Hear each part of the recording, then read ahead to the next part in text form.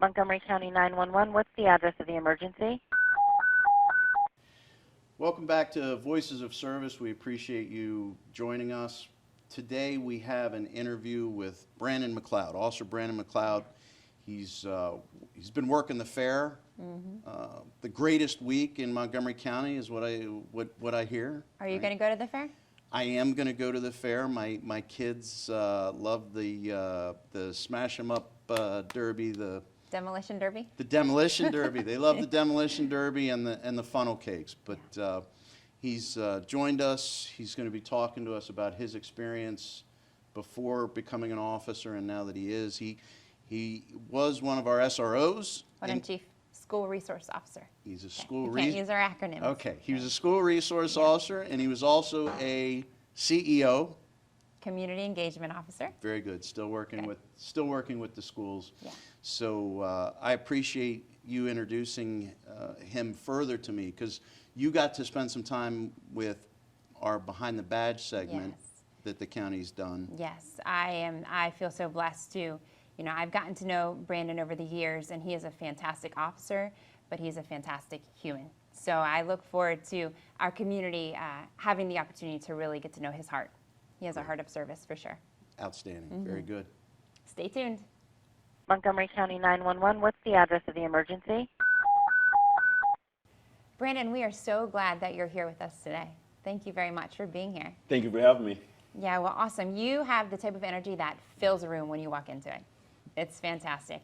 I was telling some people earlier that, you know, I feel fortunate and blessed because I've known you for many years, and I think even before that, you knew my father. So Yes. your reputation preceded you. And I remember one of the first times that we worked together, we were directing traffic. And you had your music playing and you were dancing in the street, and people were literally going by screaming out the window, Officer McCloud, Officer McCloud, and I'm there, put your seatbelt on, get back in your car, and you are just full of love. Like, the community loves you, and equally, you love the community. So, Brandon, I've known you for a few years now, and I've actually, I saw the Behind the Badge piece you did. A lot of energy, right? I love the dancing. But I was talking with Cassandra about, you know, our podcast, what we want to talk about, and so she was filling me in on you because she knows a little bit more because of your connection through church and so forth. And I will say, your background, you got a lot of energy, but your background might have led you in a way where there isn't a lot of energy. And I was hoping you'd talk to us about that a little bit. Okay.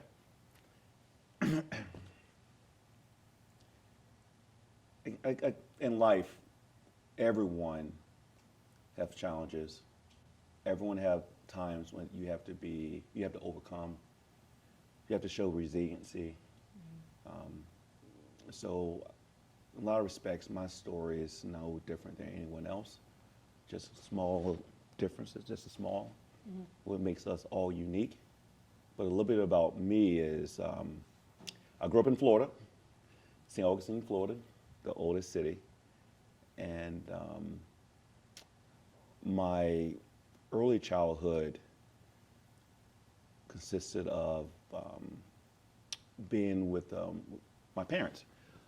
For a while, I lived in the projects when I was elementary school age.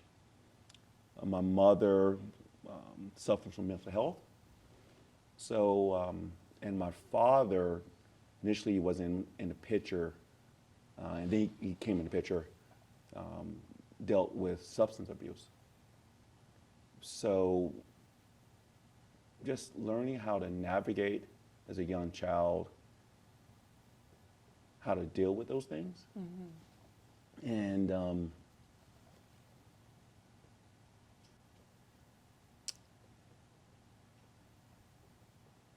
just how to push through, how to deal with it, not bullying, but just people in the neighborhood talk, kids talk, your own emotions. But life is a mixed bag. So at a time, at some point, my father in jail, out of jail, started going through rehab, got hooked up with the church, got an awesome job working at a cemetery. And through that, I was able to go to a Catholic middle school, elementary school. So I was in middle school at the time. Wait a minute. What did you do at a cemetery? My father was part of the grounds crew. Okay. So he would make sure everything looks perfect. He would Okay. help dig the graves, Right. just make the place presentable and just welcoming for the families to come and give honor to their lost loved ones. That's great. Yeah. Attention to detail. Right. So, and that opened up the door for me to go to the private school, which is awesome. Great experience there. Got connected with sports for the first time, and did well with that. And so comes to my my 8th grade year, just before going to high school. It gets to a head. My father just relapsed. So he's away in jail, not in the picture. My mother is hospitalized. We're no longer living in the projects. We had a trailer. So mother on welfare. So I had to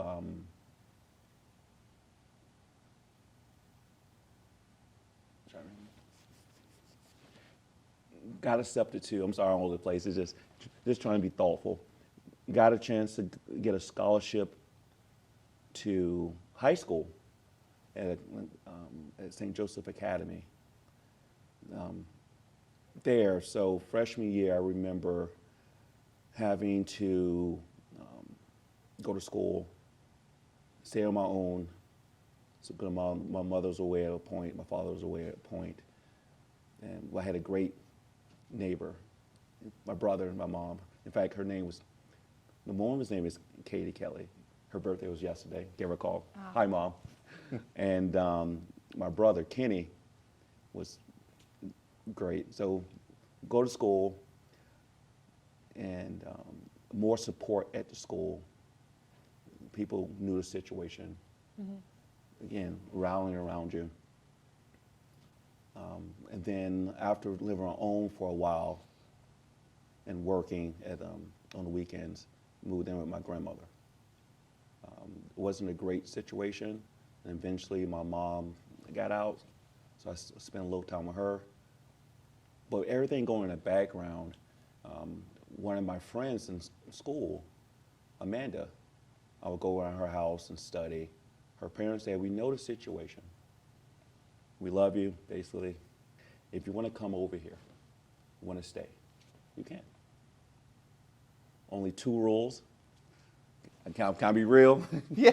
Can I be real? Can I be real?" I know it's coming. He said it was 2 rules. Hey, you got to play sports. I was like, I could do that. And no having sex with Amanda, with your sister. Respect, absolutely. But the family took me as their own. And by the way, they're white. So Amanda, brother Scott, the painters, they took me in, and again, always from day one felt part of the family. Incredible. And also they supported my relationships with my biological families too. So again, a mixed bag early in life, but like anything, you have so many great people around you. Yeah. And if you could see it with your eyes that, hey, life is not as bad as we always think it is. Mm-hmm. There are always people out there willing to help for us to help overcome. So went to school, played sports. I did fairly well, worked very hard. What sports? Ended up playing football. Quick story. Ended up playing football because I accidentally was goofing off in the parking lot my freshman year and hit the head football coach truck with a golf ball. You throw it at him? No, I hit it with a club. I'm not a good golfer. Oh, okay. So that opened that doorway up. So I played football, childhood sport. I played basketball, wrestled, and I ran track. Okay. Wrestling. All right. I played football for like 2 seconds, but wrestling was the one. Wrestling's a tough sport. It is tough. Tough. A lot of discipline. I was It just going to is. say it's a sporty discipline. It is. Yeah, The absolutely. and it's interesting listening to you talk about, you know, the cemetery, talking attention to detail, discipline, wrestling, the other sports discipline, right? Even though this world around you, but I sense that one of the things that took over when you were young was your faith. Not as strong as it should have been. I had godly people in my life. I actually going to a Catholic school, so we go to Mass once a week. But like anything, like right, your parents, people around you have faith, and they try to influence you. They talk to you about it, but it's not until you really grab hold of yourself and mature in it. So I thank God for my early experience in education, family, and friends. But I have to admit that I did not really take hold of my faith. But that's how good God is. Even when you're not doing everything you have to, His grace and His love covers you. And I can look back now and see how He worked everything out together. And that's making my strength in Him and my faith in Him even more stronger. Because I can look back and say, thank you. I don't deserve it. I didn't do anything to earn it. It's just because your love for me. Incredible. Can I ask you something? So you've shared with me previously that when you were younger, you would be places where officers would come in, and you would observe something, and it made you feel a certain way that kind of led you to where you are now. Can you describe that a little bit for our viewers and our listeners? Absolutely. So I remember when I was in second, third grade, something along those lines, when I was going to a public school in music class, a female officer came in, the parent of one of the students. I don't know why she came in. I just knew, seeing her, it really ignited a fire in me. Like, hey, that's awesome. Yeah. That's something I want to do. And then fast forward to my experience in the projects, and just being around people who did not trust the police, did not like the police. But for myself, I'm like, hey, this is dangerous. I feel safer when officers are around. I never had a negative experience at that time with an officer. And I want to be part of the change. And later, like my teenage years, getting pulled over, I had fear. I'm like, hey, is this officer dirty? Are they going to try to plant drugs? Why did I get pulled over? Why are they splitting up me and my friends and trying to get a story? Well, in one situation I remember, I was in the park late at night. And when we did get stopped, we all gave, and we talked afterwards, we all gave different accounts of what we were doing. Yeah. We were there trying to talk to girls. So I was straight up like, hey. So, yeah, so that, and then playing sports, and just being an officer, you got to do so many things, right? You got to be strong, you got to think, you got to be sensitive. So I saw how all those things started playing together. So I'm like, I definitely want to go in law enforcement. Awesome. So then how did you end up here? So, ended up going after I graduated. I got I went to college at Lafayette College in Okay. PA. They didn't give scholarships. It was based on need-based. Okay. And because I was a ward of the state, I need 100%. So I got a full ride to go to Lafayette and a chance to play football. And I knew, again, given everything I went through early in life, I wanted to go in law enforcement. So I went there. I was not as good as football as I thought I was, but very appreciative of it. Ended up getting injured my junior year. So I didn't finish my collegiate experience playing football all 4 years, but I really am appreciative of the years I did get to play and the opportunity it provided by going to school. Then I went to, again, law enforcement was my aim. Went to John Jay College in Criminal Justice in New York City. Okay. Loved it. Yep. Did well up until a point. I told you earlier when I didn't know growing up I had a learning disability. I thought I was just dumb or why. I just had to work super hard. So waking up 2 o'clock, 1 o'clock in the morning to study to do well on exams, I thought just something I have to do in order to be successful. Like playing sports. Hey, you want a good outcome, you got to put the work in. Yeah. So I took the same outlook. Sorry. Kent, let me just stop you while you're there too, because just hearing you say, when you were younger, you would wake up at 2, 3 in the morning to study to make sure you were doing well in your exams. That's not something that I think everybody would do, right? A lot of people, if they're not doing well, they begin to get frustrated. They don't think, okay, I need to wake up earlier. They just think, like you said, I'm dumb, I can't do this. So what was it in you at an early age that said, no, I'm not going to give up. I'm going to keep going. I'm going to wake up earlier. I am going to keep driving. Because at that time, you didn't know that you had any form of disability. Excellent question.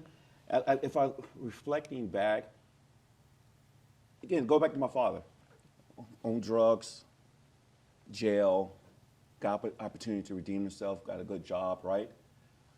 And hard work, right? Yeah. He put work in, discipline.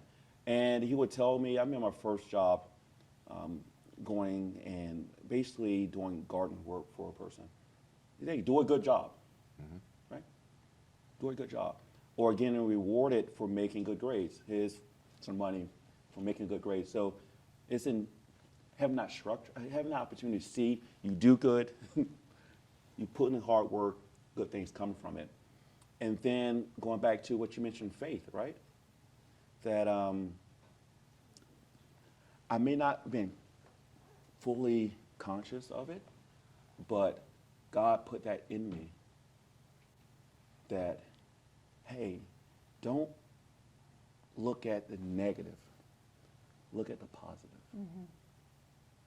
Look at what's happening it's going well, and focus on that.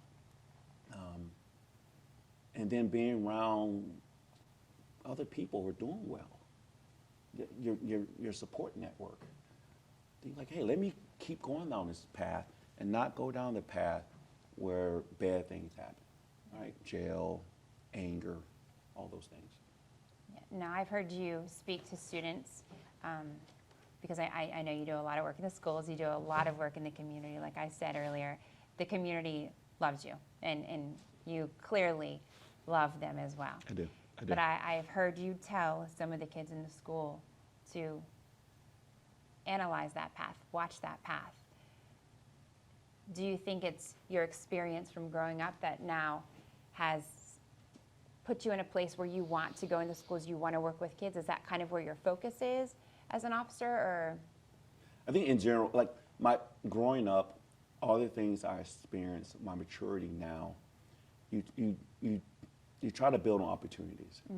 Like just being compassionate towards people, having empathy, putting yourself in their shoes. Like, hey, it's a sucky situation.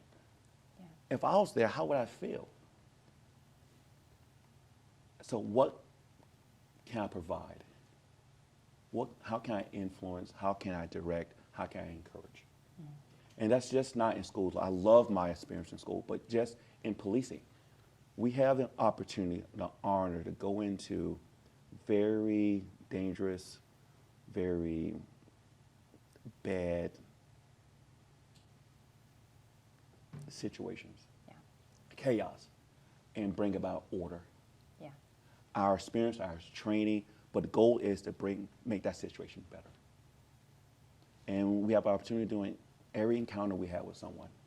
We have an opportunity to do that. Yeah. So when you talk about those encounters, certainly as you're working in the schools and dealing with kids and trying to influence them and giving them guidance and so forth, there's another side of our job, not in schools, but I know you're a midnight officer now, and we'll talk about that in a minute, but we have to arrest people. We do. I think people think somehow that's what we love to do. No. And my sense from you is probably a sense similar to how I feel. It's part of the job. You have to do it. But give me some thoughts on that, because I don't want, you know, look, we have great video of you directing traffic all day, but you're also About business when you're also Officer McCloud, and you have a responsibility that you swore an oath to. Like any good officer, you got to have the switch. It's not always opportunity to smile and have just this friendly encounter. Sometimes we do have to make the arrest. And with that switch, for me, it's knowing that when I have to make an arrest, when I know this arrest may break up a family, it may cause a financial burden because the breadwinner is now in jail. It's doing it through a lens of love. You want to bring about peace. You want to, in safety, and you're doing it not to just punish someone just arbitrarily. It's accountability. So my heart when I make an arrest and the decision is I'm not doing anything bad. It's one aspect of an officer's job. And when I do it, treating that person the way I want to be treated, with respect and dignity, but holding them accountable. Right. With the goal and hope that that will be the catalyst in which they will change their life, Right. and make society and make their lives and their family lives better. Right. So that's the switch I do in my head. Like, it's part of my job. It's not something I say I wake up in the morning, hey, I can't wait to go and arrest everyone. But I know it's for a good reason. So you talk about flipping that switch. Mm-hmm. You're also in situations that vary widely. We were talking a little bit before, and you were talking about an experience you had going from police to student, because we didn't talk yet about you completing your educational journey, but I think that continued after you joined our department. It did. So I failed my final exam to get my master's degree. But just prior to that happened, I got hired by the Montgomery County Police. So I put my education on pause. I came down and I went through the academy. I went through FTO process and did well. And I lived with, she's now one of my mothers, Mary Alice Martis. She was the chief's secretary. Uh-huh. And then she is phenomenal at writing. Right. So she put me on her wing. That helped, and the fact that now I'm not just reading about policing. I'm actually am an officer. This is what I deal with every day. Mm-hmm. And that helped me complete it. Then I went up, took my final exam, and passed. Awesome. And again, it goes back to the learning disability and writing and different resources, right? Right. And people constantly pouring into you and building you up. Right. Absolutely. Okay. So how long have you been on? This is my 16th year. 16th. Okay. I got to track back to the different things we've dealt with. Yeah. So you were a SRO. Were you under the SRO? I was briefly under SRO. And then it was CEO. CEO. Now it's CEO. Okay. Yes, sir. Before that, where were you an officer? 3rd District, Silver Third Spring. District. Yes, sir. Entire time? The entire time. All right. Did all shifts, day work when I first came on, evenings, midnights. And just before I became a SRO, I was back on day work. Did we have, when you came on, did we have permanent shifts yet? We did. We did. Okay. I always enjoyed. I always enjoyed when I came on. It used to be when you started here, 30 years ago. There were 3 shifts. 30. I haven't been on 30 yet, but right before I came on, they switched and made permanent midnights, and you would switch between day work and evenings, which I always enjoyed because they were vastly Different. different. Yeah. When I was on my day work tour, I had to deal with schools because we didn't have our SROs in. And then in the evenings, different in Wheaton, it's different, right? Wheaton and Silver Spring, but all of our districts are very unique. So you came on, you've worked all the shifts, and then SRO, CEO. Take it, you enjoyed it. I see your paint branch. That's right, baby. That's right, paint branch, right? A school where a school that a big school, It is about 2,300 students. and just one of you. Just one officer. Okay. Enjoyed it? 100% enjoyed it. Okay. And you mentioned earlier midnights. I'm going to midnights. I start on the 21st, and it had nothing to do with my love for being at school. Absolutely love it. Great experience, and I pray that I get to continue to build on the relationships I formed. So I was sorry to interrupt you. I was actually going to say, so how do you think, now you've said you've made this decision to go back to midnights, and that decision was based upon Family. family? Family. Okay. It was just better for Yep. the family, more time? or- Yeah, this opportunity to be Yeah. personable. Yeah, just love it. But like all officers, especially if they have family and kids, Yeah. it's a balancing act. You want to provide, you want to do a specialized unit or a shift or time that you enjoy, and you want to have free time. Absolutely. So it comes to a point that I have young kids, and I have to work part-time because my family structure is my wife allows me to work fully, and she stays home and raises the kids. Sure. So with that, I have to work extra to make sure that there's enough money in the house, so things that need to get taken care of are. Sure. And in terms of working extra, working a day work schedule, that may mean that I leave my house by 6 to get work on time by 7, and then I work until 3, and then I do part-time afterwards. So I will wake up before my kids are up. Yeah. I'm gone working all day, then part-time. Then I'll come home, it's nighttime. Yeah. The kids are asleep. And if I work 2 days in a row of part-time, Two that's days 3. here. Yeah. So, and I don't want to miss out on my kids and Have being you- there. Have you done midnights before? I have. Okay, so you know. I knew.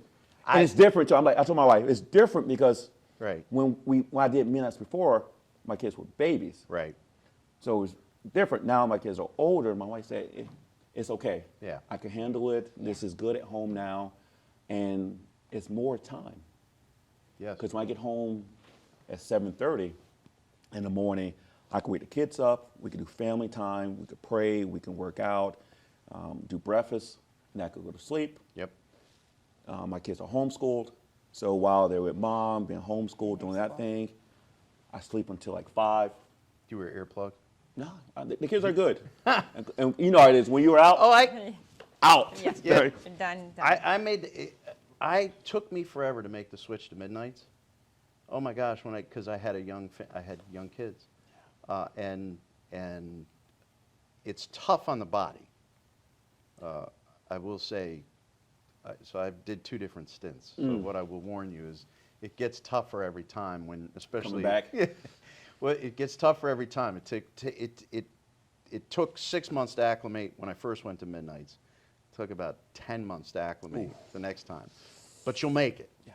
But some it's of my rewarding. part-times I work overnight right? Oh, okay. until so you might be 7 o'clock okay. in the morning. And then going back to my childhood, I've been waking up early. And when I was on midnight, I slept well. Right. So I pray that again when I go back, it's the same kind of rhythm that I could just go to sleep. You're going to be fine because you have a great reason to do it, and you're going to make it work. Yeah. So, can I ask you a question? Yes. Your love for the schools, your love for kids, I know you're going to miss them I am. on midnights. But how do you think some of those relationships that you formed, how will those continue into midnights? Or what do you think that means how will you utilize those relationships now that you're in Midnights? Because you're going to want to stay in touch with people. What is that? So the 3rd district consists of 3 areas. Okay. In the area where Paint Branch is, the Ida sector, that is going to be my request to go back to that area. Okay. And we come on at 8:30 at night, so people are still out. So I pray that when things come up, people recognize me, family and students. And I also reached out to the schools and said, hey, I'm here to serve. So if there's any time I can be of help, is a talk or resource, do not hesitate to plug me in with the family. And I could come in and talk to them when I come in that way. Yeah. And then you still got football games, Yeah. right? Yeah. So, you know the beautiful thing, when you're out, people recognize you to come up to you. So just have an opportunity to be in that area. I pray that I run into people. Yeah, you definitely will. Yeah. Awesome. Holy What you got? What you got? Come on. You Come know on. What you got? I got all kind. We could go all day. Yeah. I got all kind. There was, you know what? It struck me another story that I heard, and I really think it goes to how police, the world that police are in, and the experiences they have that are unlike any others. But then yet they go about being normal. You went to a very disturbing scene. You went to a very, and I think it drives home the point that I don't think a lot of people understand about the things that police see Sure. and deal with on, Sure. on a daily basis. But you relayed a story, and it struck me because I had a very similar story, but I hadn't thought about it for 26 years. Amongst many other stories, but you went to some people's house right towards the end of your shift. Yes. So my first year as in the schools, and in the school, left school, and a call went out for a hanging. A young man committed suicide by hanging himself in his home. It was only a few blocks away from the school. So I responded. I was the first on scene. And you can imagine the impact that played on the family and on officers. Like, it's not natural to go and see someone Nope. hanging. You got to verify fire rescue. It's not natural. It's one of the many traumatic experiences that every officer face. Especially because there's families. Right? Yeah. Absolutely. And And question like why, like, put Just the yourself in a emotion. situation like you're a family member and you come home and you find them that way. right. So we're there, handling the situation, being professional, trying to give resources. After helping out with that scene, had to respond back to the school. And that's how officers are, right? We could go to one scene that's chaotic, another scene of issue with a small child breathing, then go deal with a shoplifting, right? Then getting flagged down by a citizen, or in a situation, I've been driving, a citizen just on foot flick you off. So we encounter all those things. Right. So how can you balance it? The emotions, the impact on you. And we spoke about it, the importance of faith, Right. family, support, Yeah, that support is incredible. right? You can't do it on your own. No, you can't. And one of the things that we're, just for officers, actually for anyone, right, is finding those resources, that help. I mean, I know for me personally, it took 46, 47 years, but then I finally, I got to a point, personal things in my life was just seething inside. Yeah. And I ended up finding a therapist. And the same thing is not going to midnight sooner than I did. Yeah. I don't know why I didn't go see someone sooner. And again, it's just so that you can say all the things that you feel like you can't say to someone else that are not going to understand. So, we try and do those things and find those releases to help us get through all the terrible things. Yeah. Yeah. And all of us have different things: faith, therapy, Yeah. strong relationships with family, Mm-hmm. a good best friend, something like that. Yeah. And you talk about therapy. I just recently started doing therapy, and it's so helpful. Yeah. So therapy, and also you mentioned friends. Yeah. We're not isolated. It's okay to open up to friends that you trust and they'll point you in the right direction. How about you? Yeah.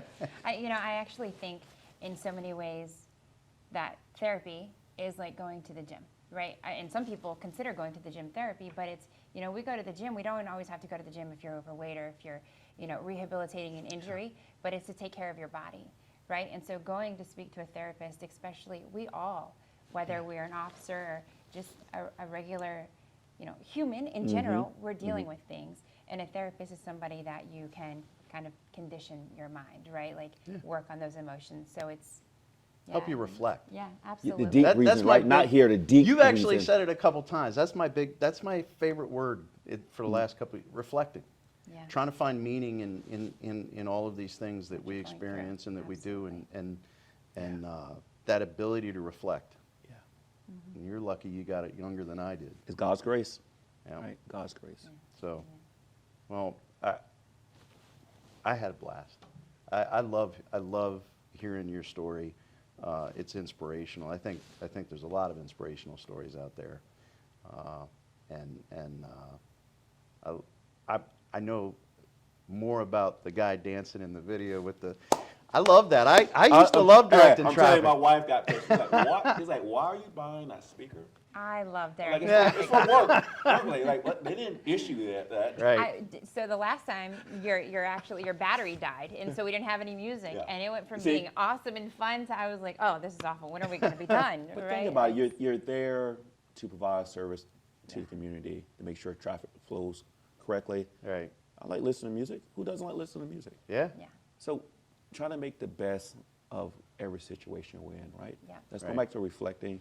Like, how can I make this situation, be in a moment, and be thankful? Well, you just watch the people's faces sitting in traffic, right? And they watch us, and we're having a good time. So they're not particularly happy Yeah. they're sitting in traffic. Yeah. But they're a lot more happy looking at us, having fun, doing what we're Yeah. doing, getting them to where they need to go see. And they know our job is not easy, Right. especially directing traffic in the rain, wherever, right? Yeah. You're there. But what we are able to project, it matters a lot. Yeah. Same thing to vice versa. If we're frowning, Oh, yeah. right? Looking dejected, Right. right? Well, you keep projecting what you're projecting, and please be safe and take care of that beautiful family. Yes, sir. And Yes, sir. we'll talk again soon. Thank you, sir. Good talking to you. No, I'm bringing it in, bringing it in. All right. All right.